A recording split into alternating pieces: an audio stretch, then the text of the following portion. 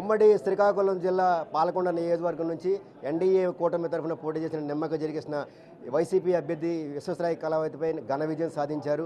మొదటిసారిగా అయితే జనసేన పార్టీ నుంచి పోటీ చేసి అత్యధిక మెజారిటీ విజయం సాధించారు. మొత్తమే చూస్తే నియోజకవర్గంలో గత కొన్ని సంవత్సరాలుగా కూడా అనేక కార్యక్రమాలు చేస్తున్నారు. ప్రజలకి ఏ కష్టం ఉన్నా సరే ఖచ్చితంగా కూడా అక్కడికి వెళ్ళి వారి సాధక బాధకాలు తీస్తూ కూడా ప్రజలకి చేరువుగా ఉన్నారు. గత 2-3 దశాబ్దాలుగా కూడా ఆయన ప్రజలకు దగ్గరగా ఉంటూ వస్తున్నారు.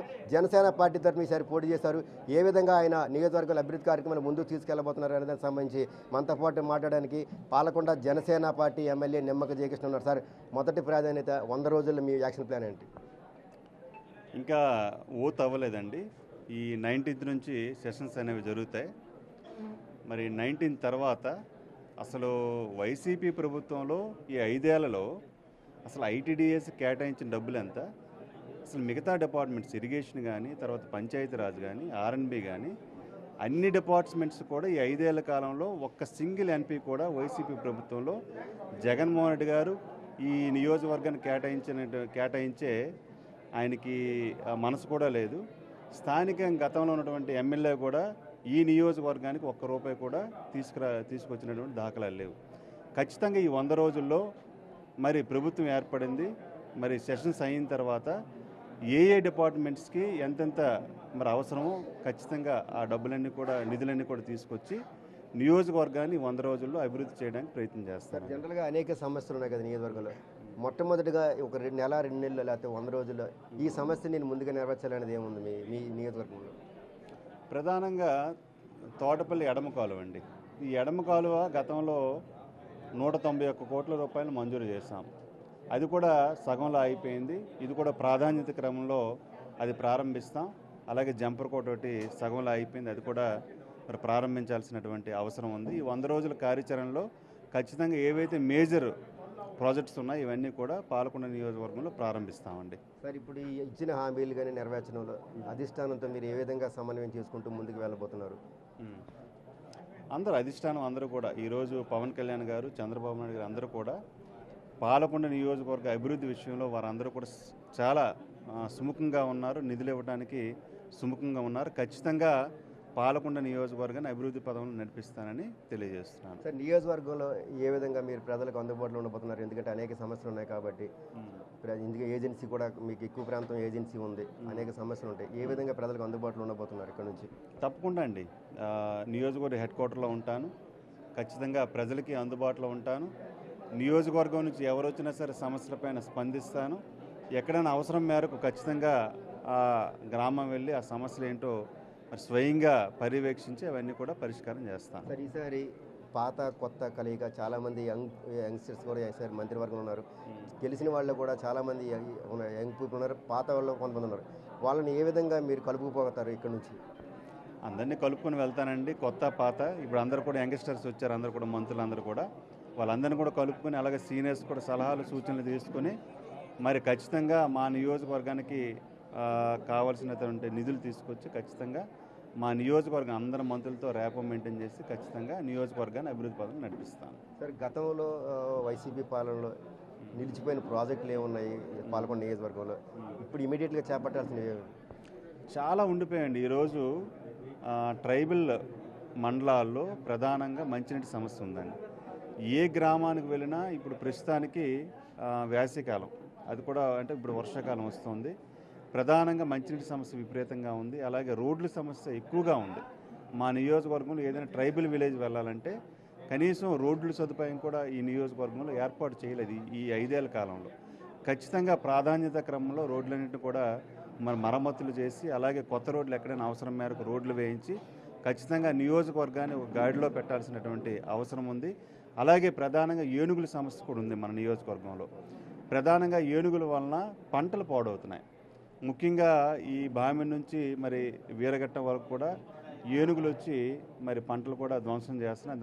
దానిపైన కూడా ప్రత్యేకమైనటువంటి శ్రద్ధ చూపించాలి. అలాగే రహదారులు, అలాగే సీసీ రోడ్స్ కానీ, అలాగే మరి మంచినీటి సమస్య చాలా గ్రామాలు ఉంది, అవి కూడా. అలాగే లిఫ్ట్ ఇరిగేషన్ స్కీమ్స్ ప్రధానంగా గతంలో 2014-19లో సుమారుగా బామిని మండలంలో ఒక 3-4 లిఫ్ట్ ఇరిగేషన్ స్కీమ్స్ని ఆ రోజు నేను ఇన్ఛార్జిగా ఉండేటప్పుడు నిధులు తీసుకురావడం జరిగింది. అవన్నీ కూడా వైసీపీ ప్రభుత్వం వచ్చిన తర్వాత ఆ లిఫ్ట్ ఇరిగేషన్ స్కీమ్స్ అన్నీ కూడా మధ్యలో అంటే అర్ధంతరంగా అంటే ప్రారంభించకుండానే మరి నిధులన్నీ కూడా వెనక్కి వెళ్ళిపోయినటువంటి పరిస్థితి ఏర్పడింది. అవన్నిటి కూడా మరి నిధులు తీసుకురావాలి. నా ముందు చాలా సమస్యలు ఉన్నాయండి. ఈ 5 ఏళ్ల కాలంలో వైసీపీ నాయకులు, వైసీపీ మాజీ ఎమ్మెల్యే ఈ నియోజకవర్గాన్ని పూర్తిగా తినేయడం ప్రారంభించారు. తినేశారు కూడా పూర్తిగా. ఇసుక దోపిడీ జరిగింది, నిధుల దోపిడీ జరిగింది, అన్నిటిలో దోపిడీ జరిగింది. పూర్తిగా నియోజకవర్గం కూడా పూర్తిగా అభివృద్ధి ఎక్కడా కూడా జరగలేదు. వాటన్నిటిపైన కూడా శ్రద్ధ పెట్టాలి. ఖచ్చితంగా నాకైతే 5 ఏళ్ళ సమయం పడుతుంది ఇవన్నీ కూడా అభివృద్ధి చేయాలంటే. దీని మీద నిధులు తీసుకురావాలి, మరి ముఖ్యమంత్రి గారితో మాట్లాడాలి. ఇవన్నీ మాట్లాడి ప్రధానంగా నియోజకవర్గానికి కావాల్సినటువంటి అన్ని సదుపాయాలు కల్పించాల్సినటువంటి బాధ్యత నా పైన ఉంది. ఖచ్చితంగా ఏదైతే నేను ఎన్నికల్లో ప్రజలకు హామీ ఇచ్చానో అవన్నీ కూడా ఖచ్చితంగా నేను నెరవేర్చి ప్రజల మన్నన పొందుతానని తెలియజేస్తున్నాను. ఈ రోడ్డు ఎర్రమండలో రోడ్డుకి సంబంధించి ఉంది కదా, అది 3 ఏళ్ళు అయింది దాన్ని తవ్వేసి, ఇంతవరకు కూడా అది పూర్తి చేయలేదు. అది ఎప్పటిలోగా పూర్తి అయ్యే అవకాశం ఉంటుంది? అది కూడా చేద్దామంటే అలికాంబత్తిలి రోడ్డు అంటారు, కొత్తూరు నుంచి ఏబీ రోడ్డు అంటారు. అది కూడా చాలా ఆ రోడ్లో చాలా విపరీతంగా యాక్సిడెంట్స్ కూడా జరుగుతున్నాయి. అలాగే రూరల్ కనెక్టివిటీకి వచ్చేసరికి చాలా గ్రామాలకు ఇప్పటికీ ప్లెయిన్ మండలాల విధానానికి వీరఘట్టం తీసుకుందాం. ఇప్పుడు మేజర్ గ్రామాలకు ఎక్కడ కూడా కనెక్టివిటీ లేదు. ఉదాహరణ మా ఊరే వచ్చారు. అంటే గత వైసీపీ ప్రభుత్వంలో మా రోడ్లు కూడా పాడైపోయాయి. వాళ్ళు పూర్తిగా దృష్టి పెట్టలేదు. కాబట్టి అవన్నీ కూడా గతంలో చేసినటువంటి తప్పిదాలు ఏవైతే ఉన్నాయో అవి మళ్ళీ పునరావృతం కాకుండా ఖచ్చితంగా ఈ నియోజకవర్గాన్ని అభివృద్ధి పదంలో ఖచ్చితంగా ముందుకు తీసుకువెళ్తాం. ఏజెన్సీ గ్రామాల్లో చాలా వరకు గిరిజనులు ఇప్పటికీ కూడా సరిగ్గా వైద్య సదుపాయాలు లేవు. వాళ్ళు ఇప్పటికీ కూడా డోలీలో పట్టుకెళ్సిన పరిస్థితి. అటువంటి సమస్యని మళ్ళీ పునరావృతం కాకుండా ఏ విధంగా ముందుకు తీసుకెళ్తాం? అది చాలా మంచి ప్రశ్న అండి. ఇప్పుడు గతంలో ఫీడర్ అంబులెన్సెస్ మనం పెట్టామండి. 2014-19లో ఫీడర్ అంబులెన్సెస్ని అప్పుడు టీడీపీ గవర్నమెంట్ ఉండేటప్పుడు ఫీడర్ అంటే ఎవరైతే పేషెంట్స్ ఎవరైతే కొండ మీద ఉంటారో అక్కడ నుంచి పేషెంట్స్ని అంబులెన్స్ వచ్చినంత వరకు ఎక్కడైతే ఉంటుందో అక్కడికి ఫీడర్ అంబులెన్స్ ద్వారా తీసుకొచ్చేవాళ్ళు. ఈ ప్రభుత్వం వచ్చాక ఫీడర్ అంబులెన్స్ అన్నీ కూడా క్యాన్సిల్ చేసేసారు. అవన్నీ కూడా మరుగున పడిపోయాయి. అవన్నీ కూడా మరలా పనిలోకి తీసుకురావాలి. అవన్నీ కూడా దాన్ని కూడా మరలా పనిలోకి తీసుకుని వస్తాం. ఇవన్నీ కూడా ప్రధానమైనటువంటి అంశాలు. అవన్నీ కూడా తీసుకొచ్చి ప్రజలకి చేసే బాధ్యత తీసుకుంటాం. రోడ్లు పాడైపోయి గత 5 ఏళ్ళకి ఎక్కడ కూడా ఒక రోడ్డు మరమ్మతు అవ్వలేదు. ప్రధానంగా ప్రతి దగ్గర ఉంది. మీ నియోజకవర్గంలో రోడ్లు అనేవి ఎప్పటి నుంచి ప్రారంభం కాబోతున్నాయి? పాడైపోయిన రోడ్లు త్వరలోనే అండి. ఇప్పుడు ఈ ప్రభుత్వంలో ఆంధ్రప్రదేశ్ రాష్ట్రంలో కొన్ని లక్షల కోట్ల అప్పులు ఉన్నాయి. అసలు ప్రభుత్వంలో ఎంత అప్పు ఉందో ఎవరికి తెలియనటువంటి పరిస్థితి. అది కూడా మేము కూడా స్టడీ చేయాల్సినటువంటి అవసరం ఉంది. అసలు మా నియోజకవర్గంలో ఎక్కడ ఏ సమస్యలు అయితే ఉన్నాయి, ఏ డిపార్ట్మెంట్లో ఏమిటి ఉందనేది నాకు కూడా పూర్తిగా ఇంకా అవగాహన రాలేదు. ఖచ్చితంగా డిపార్ట్మెంట్ల వారీగా అన్నీ కూడా డేటా తెప్పించుకుని ఖచ్చితంగా ఏ డిపార్ట్మెంట్కి ఎంత నిధులు వచ్చి 5 ఏళ్ల కాలంలో ఇంకా ఎంత నిధులు అవసరమో ఇవన్నీ కూడా తీసుకురావడానికి నేను ఖచ్చితంగా గట్టిగా ప్రయత్నం చేస్తాను. గిరిజనులకు సంబంధించి ఐటీడీ మీ దగ్గరలో ఉంది. ప్రతి ఒక్కరు ఏదో సమస్య ఉన్నా ఐటీడీకి వెళ్ళాలి. కనీసం 6 నెలలకు ఒక్క సమావేశం జరగాలి. ఇంతవరకు అనేది జరిగినట్టు లేదు. ఏ విధంగా ఐటీడీని వినియోగించుకోతున్నారు గిరిజనులకు సంబంధించి? ఖచ్చితంగా అండి. జనరల్ బాడీ సమావేశం అనేది ప్రతి 3 నెలలకు ఒకసారి జరగాలి. జనరల్ బాడీ 5 ఏళ్ల కాలంలో అంటే వైసీపీ ప్రభుత్వంలో 5 ఏళ్ల కాలంలో ఒక్క జనరల్ బాడీ కూడా జరగలేదు. అంటే నాకు తెలిసి 1, 2 పెట్టారు. తర్వాత పూర్తిగా జనరల్ బాడీ సమావేశాన్ని పూర్తిగా ఎత్తేసారు. కారణం ఏంటంటే నిధులు కేంద్ర ప్రభుత్వం నుంచి నిధులు వచ్చాయి కానీ స్టేట్ గవర్నమెంట్ నుంచి కూడా ₹1 కూడా ఐటీడీఏలకు కేటాయించలేదు. అలాగే ఈరోజు కొన్ని గిరిజనులకు సంబంధించి కొన్ని స్కీమ్స్ ఉన్నాయి. ఉదాహరణకి ట్రైకర్ లోన్స్ ఉన్నాయి. సెంట్రల్ గవర్నమెంట్ ఏదైతే 60% ఉందో ఆ 60% సెంట్రల్ గవర్నమెంట్ ఇచ్చారు.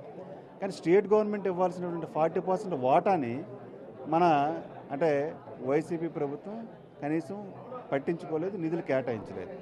ఇలా అదేనే కాదు, బెస్ట్ అవైలబుల్ స్కూల్స్ అని గిరిజనులకి మంచి విద్య అందించాలనే ఒక నేపథ్యంతో ఆ రోజు బెస్ట్ అవైలబుల్ స్కూల్స్ని తీసుకొచ్చారు. ఆ స్కీమ్స్ కూడా ఈరోజు రద్దయిపోయాయి. చాలా మంచి పథకాలు ఇప్పుడు హార్టికల్చర్ ద్వారా ఆ రోజు అంటే గిరిజన ఎవరైతే రైతులు ఉన్నారో వాళ్ళందరికీ కూడా పనిముట్లు ఇచ్చాం. వాళ్ళందరికీ కూడా పనిముట్లు ఇచ్చి అలాగే చాలా స్కీమ్స్ ద్వారా వాళ్ళకి టార్బన్స్ కానీ ఇట్లా చాలా పథకాల నుంచి గిరిజన రైతులను ఆ రోజు ఆదుకున్నాం. కానీ ఈరోజు ప్రభుత్వం వైసీపీ ప్రభుత్వం పూర్తిగా మర్చిపోయారు గిరిజనుల్ని. ఖచ్చితంగా ఏదైతే ఉందో మళ్ళీ గిరిజనుల్ని ఆ ప్రాంతాలన్నింటిని కూడా అభివృద్ధి చేయడానికి నేను గట్టిగా ప్రయత్నం చేస్తాను. 18వ తేదీ నుంచి అసెంబ్లీ సమావేశాలు ప్రారంభం కాబోతున్నాయి కదా, పాలకొండ నియోజకవర్గం సంబంధించి సమస్యల్ని ముందుకు తీసుకెళ్లే అవకాశం ఉంది? ఖచ్చితంగా అండి. నాకు ఏదైతే మరి అసెంబ్లీ మనకి ఒక వేదిక అయితే ఉందో ఖచ్చితంగా ప్రజా సమస్యలపైన గిరిజన సమస్యలపైన ఖచ్చితంగా నేను గలం విప్పుతాను. ఖచ్చితంగా మరి ఒక శాసనసభ్యునిగా పాల్గొన్న ప్రజలందరూ కూడా ఈరోజు నన్ను గెలిపించారు. నా గలాన్ని అయితే గిరిజనుల తరపున వినిపించడానికి నేను సిద్ధంగా ఉన్నాను. ఇక్కడ ఏవైతే సమస్యలు ఉన్నాయో అన్నీ కూడా సమస్యలు ప్రస్తావించి మా నియోజకవర్గానికి నిధులు కేటాయించడంలో విశేషంగా కృషి చేస్తాను. గత దశాబ్ద కాలంగా కూడా వైసీపీకి సంబంధించిన ఎమ్మెల్యే విశ్వేశ్వరయ్య కళావతి నియోజకవర్గం పూర్తిగా కూడా నిర్లక్ష్యం చేశారు. అనేక కార్యక్రమాలు పెండింగ్లో ఉన్నాయి. రోడ్లు కానీ విద్య ఆరోగ్య విషయంలో కూడా పాలకొండ నియోజకవర్గం పూర్తిగా నిర్లక్ష్యానికి గురైంది. ముఖ్యంగా గిరిజనులకు సంబంధించిన అనేక సమస్యలు పెండింగ్లో ఉన్నాయి. వారికి సంబంధించిన ఆరోగ్యం కానీ లేకపోతే ఇక్కడి నుంచి అంటే ఆరోగ్యానికి సంబంధించి చాలా ప్రాంతాల్లో కూడా ఏజెన్సీ ప్రాంతాలకు రోడ్లు లేవు. మౌలిక సదుపాయాలు కూడా పూర్తిగా నిర్లక్ష్యం చేయబడ్డాయి. చాలా వరకు కూడా మొత్తం నియోజకవర్గం అంతా కూడా పూర్తిగా కూడా అధ్వానమైన పరిస్థితి ఉంది. ఎట్టి పరిస్థితుల్లో కూడా వారికి ముఖ్యంగా విద్యా ఆరోగ్యంతో పాటు మంచినీరు ప్రధానంగా కూడా మంచినీరు సమస్య గిరిజన ప్రాంతాల్లో కూడా ఇబ్బందికర పరిస్థితి. మొదటి 100 రోజుల్లో ఖచ్చితంగా కూడా నేను పాలకొండ నియోజకవర్గంలో గిరిజనులకు సంబంధించి ఎక్కువగా మంచినీరు తీసుకోకపోవడం వల్ల అనేక వ్యాధులకు గురవుతున్నారు. దానిని మొదటి 100 రోజుల్లో కూడా మంచినీరు సమస్య అసలు లేకుండా ఆరోగ్యకరమైన మంచినీరు సమస్యని తీర్చి ఖచ్చితంగా కూడా మొదటి 100 రోజుల్లో వారికి మంచినీరు అందిస్తున్నారు. తదుపరి కూడా రోడ్లు బాగోలేవు, ఆరోగ్య సమస్యలకు సంబంధించిన అనేక సమస్యలు కూడా ఇబ్బంది నియోజకవర్గంలో ఉన్నాయి. కాబట్టి వీటన్నింటినీ కూడా మొదటి 100 రోజుల ప్రాధాన్యత క్రమంలో మొదటిగా మంచినీరు అందించి తర్వాత రోడ్డుని పూర్తి చేసిన తర్వాత గిరిజన ప్రాంతానికి కనెక్టివిటీ పెట్టిన తర్వాత మిగతా కార్యక్రమాలను కూడా దశల వారీగా పూర్తి చేస్తానంటూ కూడా ఎమ్మెల్యే నిమ్మక జయకృష్ణ స్పష్టం చేస్తున్నారు. Video journalist Nagarajaramu, big TV news, Srikakulam. For more videos like this, subscribe Big TV channel.